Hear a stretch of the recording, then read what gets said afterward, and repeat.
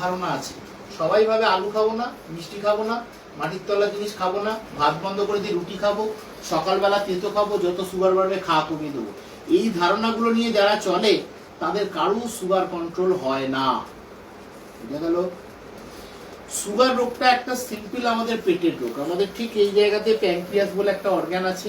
এই অর্গানটার কাজ কি? ইনসুলিন নামক একটা হরমোন আমাদের শরীরে তৈরি করা। সেই হরমোনটা কি কাজ করে?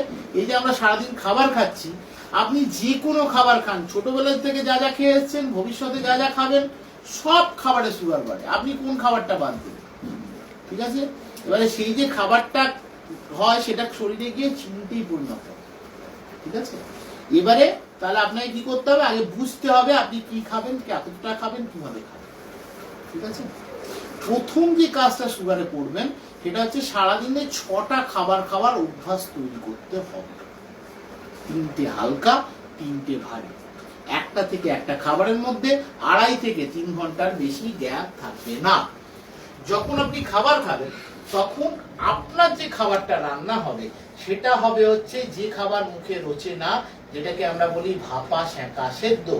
আপনার যা কন্ডিশন আছে তাতে কাল থেকে আপনার রান্নাতে 10 ml থেকে 15 ml, তার বেশি তেল চলবে না। আপনি যে তেলই খান, ভালো তেল, খারাপ তেল, যত দামি তেলই খান, 10 ml maximum, minimum 15 ml maximum. 15 ml এর দিকে যাবেন না, 10 ml গেলে হয়তো 15 ml এর ঠিক। ঠিক আছে? কারণ মাসে কত হয়? 300 বেশি তেল খাওয়া যাবে না।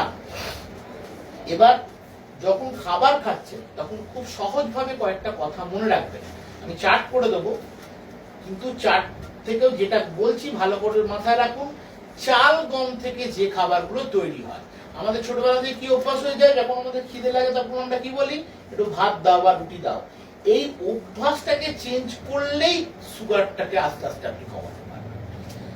আপনি এখন কি বলবেন? আমাকে বেশি করে সবজি দাও, ডাল দাও, মাছ দাও, ডিম দাও, দুধ দাও, ছানা দাও, ফল দাও, খাবার মাঝখানে মাঝখানে স্যালাড খান, খেয়ে পেট ভরা।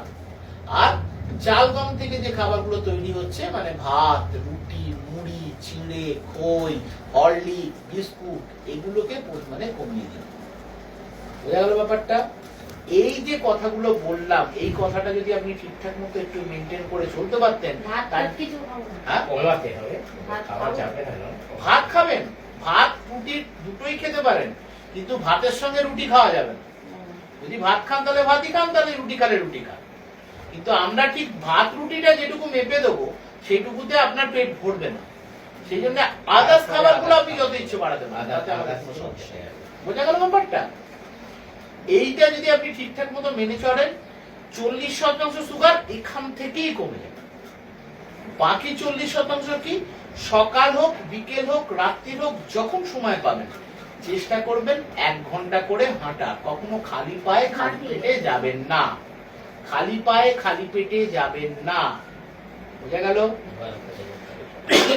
সুগার কমাতে গেলে সবার আগে যেটা জানতে হবে, ফাস্টিং ব্লাড সুগার, যেটাকে আমরা বলি খালি পেটের সুগার, যতদিন আপনি বাঁচবেন আপনার এটা যেন 100 থেকে 126-এর মধ্যেই ধরা থাকে।